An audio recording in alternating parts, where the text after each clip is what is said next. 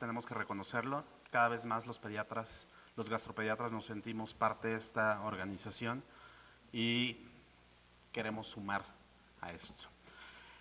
Cuando me pidieron hablar de lo mejor de los congresos, el europeo y el americano de gastroenterología pediátrica, ante un foro que va a ser predominantemente de gastroenterólogos de adultos, la verdad es que puede llegar a ser un poquito difícil en el aspecto de que pudiera llegar inclusive a ser medio tedioso ver qué es lo que está haciendo, porque muchas de las cosas que apenas se están haciendo en la pediatría, ustedes ya nos llevan años de experiencias al respecto y muchas veces ustedes son los que nos pasan los tips de manejos y cómo se tiene que hacer, de tal forma que quisimos identificar aquella información que es específicamente de los pediatras, pero que el adulto, en general cualquier médico adulto que vea pacientes adultos, tendría la oportunidad de que le pareciera un poco interesante. Entonces vamos a empezar con los estudios que decidí. Hay muchísimos estudios en todo el congreso, sin embargo decidí seleccionar así muy específicamente, quizá no lo mejor, pero sí lo que tenía un poquito más de relevancia para cuestiones del objetivo de esta plática,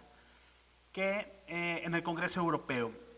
Y para ponerlos un poquito en cuestiones de perspectiva, recordar que ahorita estamos investigando, bueno, se está investigando a nivel mundial las cuestiones que tienen que ver con la programación metabólica temprana. Es decir, de qué forma impacta la nutrición en los primeros meses de vida en la salud del adulto posterior. Es decir, depende de nosotros como pediatras, médico de primer contacto, establecer una buena nutrición en los primeros meses de vida, porque va a influir mucho en cómo les vamos a entregar a ustedes, a esos adultos. Y eso es lo que está ahorita llevándose a cabo un gran programa a nivel mundial. Entonces, uno de los primeros estudios, uno de los grandes estudios colaborativos, que es el estudio europeo, en el cual está participando de forma, liderado por el doctor Berkot Koletzko, pero en el cual participan muchísimas personas, son los que están generando toda esta nueva información. Entonces, este estudio de la doctora Wendy Odie, en la cual ella actúa como líder en esta estrategia, pero en realidad son muchísimas las personas que se encuentran involucradas, en el cual menciona que aunque ya sabemos que existe una programación metabólica que va a depender y que va a través de mecanismos epigenéticos a modificar este material genético, y que la alimentación tiene mucho que ver, hablando de cuestiones por ejemplo, la mujer que tiene diabetes gestacional y que el niño que está formándose dentro, por el hecho de que la mamá está con este ambiente, el niño va a nacer con macrosomía y va a nacer con gran predisposición para desarrollar síndrome metabólico, diabetes, obesidad, hipertensión, etcétera. Lo mismo sabemos que dietas altas en proteínas en los primeros meses de vida también están siendo identificadas como causa de obesidad en el adulto. Entonces, quisieron investigar qué cuestiones se pueden ver si verdaderamente, o sea, ya sabemos que ese riesgo existe, pero quisieron identificar si esta alimentación temprana tiene que ver con los patrones de crecimiento. Por lo tanto, como no existían estos patrones de crecimiento, es decir, ir viendo qué tan rápido sube de peso, yo como pediatra lo estoy viendo cómo va a lo largo del tiempo, y si me doy cuenta que está creciendo muy aceleradamente o muy lentamente, si esto va a tener un impacto posterior. Por lo tanto, lo que se hizo, y es un estudio en el cual lo que se hizo fue la armonización y la agrupación de los datos antropométricos y de la composición corporal de 4 grandes estudios a nivel europeo, es decir, son 4 grandes estudios de cortes que corresponden al estudio australiano, al estudio de obesidad infantil, al estudio LUMIS, que es el noruego, y al estudio de Prevent CD, en los cuales todos estos, a través de diferentes herramientas estadísticas, se agruparon estos datos. Y la verdad es que es un estudio muy importante porque agrupa los patrones de crecimiento, de seguimiento de grandes cortes de 6,700 niños, que actualmente ya son adultos. Por lo tanto, nos ofrece información muy importante y evalúa el impacto de la alimentación con leche materna de menos de 3 meses versus más de 6 meses. Ya sé que acabamos de salir de la Semana Internacional de lo de la leche materna, y que aunque es muy obvio y muy lógico que los niños tengan que ser alimentados con leche materna, es una realidad que por lo menos en México no existe. Solamente el 14% de los niños recibe leche materna de forma exclusiva en los primeros 6 meses de vida. Y eso tiene evidentemente un impacto, como lo vamos a demostrar ahorita. ¿Qué fue lo que se demostró? A los niños se los clasificaron, dependiendo de su patrón de crecimiento, en si tenían un crecimiento acelerado, rápido y persistente. Esos niños que suben de peso de forma muy rápida, que van siendo niños llamados inclusive los niños Michelin, ¿no? Estos niños que son regordetes, ¿no? Y que tenemos en el concepto, sobre todo las abuelas tienen ese concepto de que el niño gordito es el niño sano. Tenemos aquel niño que tiene un patrón de crecimiento rápido, que es de forma temprano, pero que como que se enlentece, es decir, no es persistente, y aquellos que guardan un crecimiento normal con respecto a las curvas europeas en este caso, porque fueron las que utilizaron. ¿Cuáles fueron los resultados que obtuvieron de este estudio? Bueno, que los niños que recibieron alimentación con leche materna de forma exclusiva menos de 3 meses, crecían con patrones de crecimiento de tipo 1 y 2. Mientras que los niños que recibían leche materna durante los primeros 6 meses tenían un patrón de crecimiento tipo 3. Aunque esto se oye muy obvio, esto es un claro indicador de que evidentemente necesitamos leche materna como un factor protector para el desarrollo de obesidad y de sobrepeso en la adultez. De tal forma que tenemos una carga importante nosotros como médicos de primer contacto y pediatras en cuanto a las cuestiones de nutrición infantil para tratar de hacer algo con esta gran epidemia de obesidad que se está presentando. De tal forma que las conclusiones es que la alimentación con leche materna de menos de 3 meses de duración, que es lo más frecuente que sucede en nuestro país, incrementa el riesgo de obesidad y tiene efectos a largo plazo en la composición corporal y en la adultez.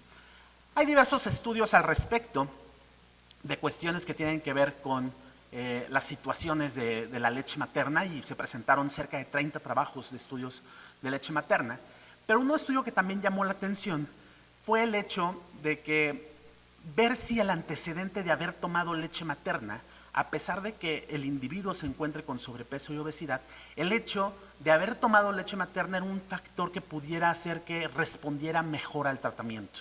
Hay que recordar que el problema de obesidad infantil es muy grave en México, somos el primer lugar, y que las estrategias de manejo son efectivas entre el 5 y el 7% de los niños, de tal forma que es muy bajo.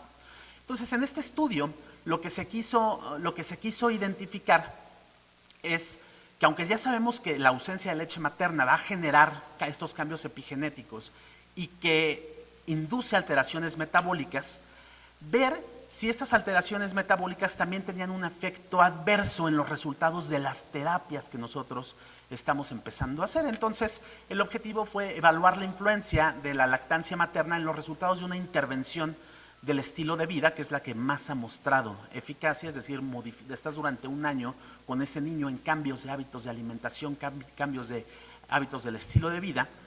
Y este estudio de intervención de un año de duración que se realizó en 149 niños, que fueron 67 del sexo masculino, se dividieron en 2 grupos. Aquellos en el grupo A que tenían un antecedente de haber recibido la leche materna, ya sea total o parcial, aunque hubiera sido poca, pero que hubieran recibido, versus aquellos en los que nunca habían recibido leche materna.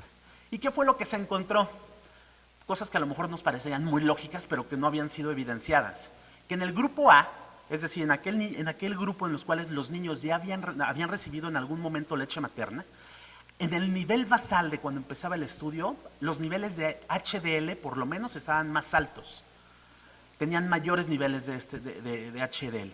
Y que después de corregir, después del año de tratamiento y de corregir para edad, para sexo, condición socioeconómica, la duración de la lactancia materna estuvo asociada positivamente con una disminución en el valor Z del índice de masa corporal. Por lo tanto, el hecho de que aunque un niño esté con sobrepeso y obesidad, el antecedente de haber recibido leche materna dejará probablemente, aunque este no fue el objetivo del estudio, pero se podría explicar que deja huellas epigenéticas que permiten que vaya a ser más susceptible a que pueda recuperar y que pueda ser tratado en un futuro. Yéndonos hacia el Congreso del Congreso Norteamericano, de la Sociedad Norteamericana de Gastroenterología, Hepatología y Nutrición, hubo muchísimos trabajos al respecto, la gran mayoría de ellos destinados muchos a cuestiones de hígado. Sin embargo, algo que nos llamó la atención o que me llamó particularmente la atención fue un estudio del grupo del doctor Samuel Nurko, del grupo de Boston, en los cuales hicieron un estudio bastante prudente sobre una situación que aqueja a todos los gastroenterólogos pediatras. Es causa frecuente que un niño que se encuentre con lo que se llama ALTE, que son por las siglas en inglés, que se conoce como eventos de aparente amenaza de muerte, es frecuente que seamos consultados porque se considera que el reflujo es una de las causas del ALTE. Y en niños pequeños sabemos que esta aspiración y el reflujo gastroesofágico se presentan con signos más o menos idénticos. Es frecuente que todos estos síntomas de tos, atragantamiento, náusea, sean tratados frecuentemente y mucho como una enfermedad por reflujo gastroesofágico. Y como sabemos, los medicamentos para la enfermedad por reflujo gastroesofágico no sirven para tratar una disfagia orofaringea y la subsecuente aspiración. Entonces, se sabe que el punto más grave de presentación de estos síntomas de aspiración pues es este denominado ALTE. No hay estudios que evalúen el rol que tiene la aspiración en los pacientes admitidos con este diagnóstico. Entonces, el objetivo que tuvieron en este estudio fue investigar la frecuencia con la cual se realizaba la evaluación para la aspiración, es decir, qué tan frecuentemente cuando llegan estos pacientes a urgencias nos ponemos a evaluar si hay fenómenos o riesgo de fenómenos aspirativos. Determinar la incidencia de aspiración en estas evaluaciones y determinar si el paciente que es tratado adecuadamente reduce las readmisiones. Y entonces se realizó un estudio retrospectivo de los pacientes donde se revisaron todos los expedientes de los casos que habían sido ingresados con estos fenómenos de ALTE en el Hospital Infantil de Boston desde el 2012 hasta el 2015. ¿Cuáles fueron los resultados que arrojaron? Bueno, que del total de 188 pacientes que tenían diagnóstico de ALTE, vean, ustedes pueden observar cómo solamente el 29% habían sido evaluados con una videofluoroscopía para ver si se encontraba con problemas de aspiración. El 70% con un electrocardiograma. Si ustedes ven el cuadro, en la fila de hasta abajo te representa el porcentaje de anormalidades encontradas, es decir, al 70% se le hizo un abordaje cardiológico y solamente el 3% verdaderamente correspondía a una normalidad cardiológica. Y así nos vamos yendo con rayos X, electroencefalograma, y vean cómo, a pesar de que solamente el 29% de los pacientes habían sido evaluados para trastornos de aspiración, el 72% de esos pacientes evaluados habían salido con una anormalidad en los estudios de la videofluoroscopía. Tal forma que esto pues rompe y viene a cambiar la forma en cómo estábamos haciendo las cosas, porque era infrecuente, y de hecho lo podemos decir. Es algo rarísimo que tú cuando llegas a un paciente con ALTE lo que le estés solicitando sea un estudio para identificar aspiración. Y esto va a cambiar las guías de cómo se tendría que hacer el manejo de forma ordinaria y de forma sistematizada. De hecho, algo que llama la atención y que es lo más importante de este estudio es que la disfunción orofaringea con aspiración fue el resultado de cualquier prueba realizada, fue el resultado que más comúnmente estuvo anormal y que estuvo asociado con este ALTE. Tal forma que antes de estar pidiendo la valoración a lo mejor más bien, de forma coordinada junto con el cardiólogo, el gastroenterólogo a lo mejor poco va a tener que hacer con las cuestiones de enfermedad por reflujo, sino que tiene que ir a identificar las cuestiones de alteración en cuestiones de aspiración. Y cuando fueron a identificar qué números de ingresos tuvieron, aquellos pacientes que tenían aspiraciones, o sea que la causa del ALTE había sido identificada como aspiración, pues tenían mayores ingresos posteriores. Y lo que llamó la atención también es que ambos grupos, tanto los que tenían aspiración y no aspiración, tenían tasas más altas de admisiones que aquellos que no se habían sometido a los estudios. ¿Esto qué quiere decir? O sea, ¿qué nos está queriendo llevar?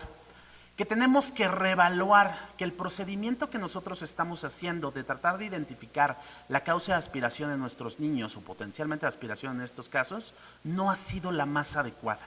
Inclusive en los pacientes que tenían una evaluación clínica, o sea que tú clínicamente, porque así te lo dicen, tú tienes que evaluar clínicamente si el niño presenta alteraciones en la mecánica de la deglución y si presenta alteraciones de aspiración.